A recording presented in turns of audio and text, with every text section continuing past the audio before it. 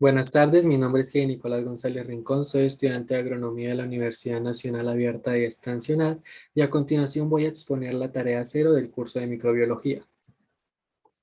¿Qué es la microbiología? La microbiología es la disciplina que se encarga del estudio de los microorganismos y de cómo funcionan, principalmente el de las bacterias. También se encarga de estudiar la diversidad y la evolución que estos han tenido a través de la historia, pero además también se encarga de analizar los lugares y ecosistemas donde los microorganismos viven.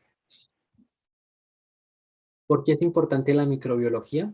La microbiología es importante porque por medio de ella se puede conocer el entorno y la operatividad del mundo de los microorganismos, pero además por medio de su aplicabilidad se pueden realizar grandes avances en campos como la medicina, la agronomía, la industria y la veterinaria. ¿Cuál es la principal diferencia entre los microorganismos procariotas y eucariotas? Bueno, a nivel celular las principales diferencias son que las células eucariotas cuentan con un núcleo, en cambio las procariotas no, pero en su lugar cuentan con una estructura llamada nucleoide. Por otro lado, las células procariotas no cuentan con organelos membranosos que las células eucariotas sí tienen, organelos membranosos como la mitocondria, el aparato de Golgi, los lisosomas, etc. ¿Cuáles microorganismos comprenden los eucariotas y cuáles los procariotas? Bueno, gracias al árbol filogenético de la vida que se pudo formar por medio del análisis del RNA ribosómico de los microorganismos, se sabe que existen tres grandes linajes o tres dominios. Estos son el bacteria y el archaea que corresponde a los procariotas y en el que se encuentran microorganismos como las cianobacterias, las gram positivas, etcétera, y el dominio eucaria que corresponde a las eucariotas, donde se encuentran los macroorganismos como los animales, los hongos y las plantas. Bueno, las propiedades de las células microbianas son 7.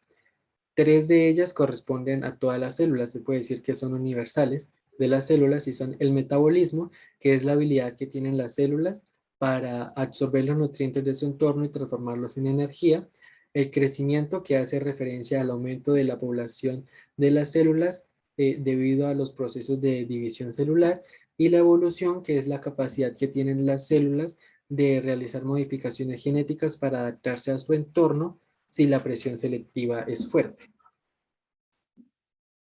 Por otro lado, estas otras 4 propiedades son propias solo de algunos tipos de células. Bueno, las propiedades son la diferenciación, que es la capacidad de algunas células de especializarse en determinadas funciones. La comunicación es la habilidad que tienen las células de reconocerse entre sí por medio de estímulos químicos, señales químicas. El intercambio genético se da en algunas células procariotas y es que reciben o dan información genética entre sí, entre células vecinas. Y la motilidad es la habilidad que tienen las células de autopropulsarse usando los flagelos. ¿Qué factores controlan la abundancia y la diversidad de las poblaciones microbianas? Bueno, la abundancia y la diversidad de las poblaciones microbianas está regida por los recursos y las condiciones que hayan en la población. Recursos se refiere a los alimentos y las condiciones pueden ser la temperatura, el pH, si hay o no hay oxígeno, etc.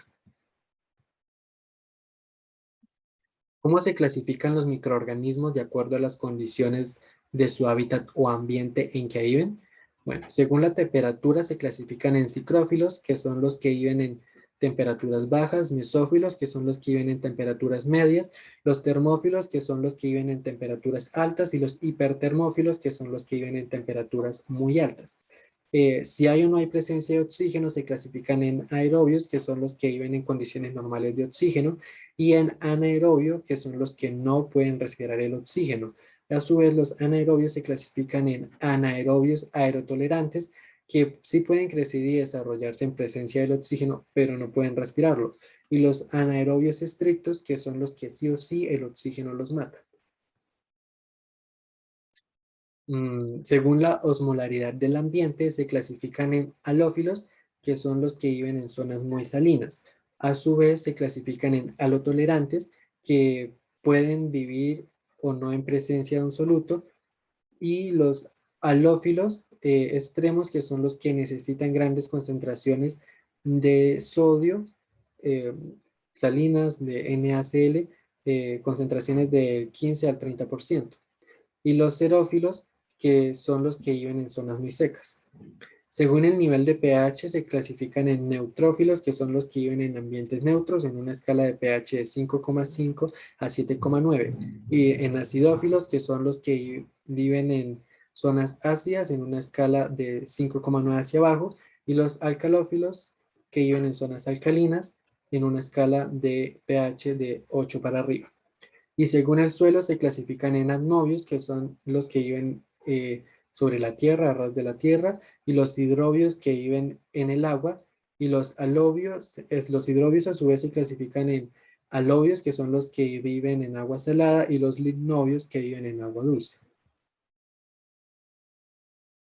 ¿Cómo se clasifican las bacterias de acuerdo a su forma de agrupación? Bueno, se clasifican en coco, que son los que tienen forma esférica, en bacilo, que son los que tienen forma cilíndrica, en espirilo, que son técnicamente bacilos que desarrollaron espirales y por eso se llaman espirilos, en espiroquetas, que son bacterias súper enrolladas en forma de zigzag, pedúnculas, que son las que tienen extensiones de células que forman tubos largos o tallos, y las filamentosas, que son las que tienen formaciones de células, son formaciones de células o cadenas de células largas y finas. ¿Dónde se encuentran los microorganismos en la Tierra o cómo se encuentran distribuidos en los diferentes hábitats? Bueno, los microorganismos pueden vivir o pueden encontrarse en el suelo, en el agua, en los animales, en las plantas, en estructuras hechas por el hombre y en el cuerpo humano, donde las poblaciones de microorganismos son 10 veces más numerosas que las propias células corporales. ¿Cómo se beneficia la agricultura de los microorganismos? Bueno, la agricultura se beneficia de los ciclos de los nutrientes en los que los microorganismos participan. Un ejemplo es el ciclo del azufre, donde los microorganismos contribuyen a la oxidación de componentes nocivos presentes en el azufre y los transforman en fertilizantes o abonos para el suelo. También gracias a la asociación de algunas bacterias con las plantas se puede dar la fijación de nitrógeno. Y por otro lado, la agricultura también se beneficia de los microorganismos que habitan en el rumen de los rumiantes, ya que gracias a estos los rumiantes pueden procesar y fermentar la celulosa que contienen las plantas. ¿Por qué es importante la biorremediación microbiana en el suelo?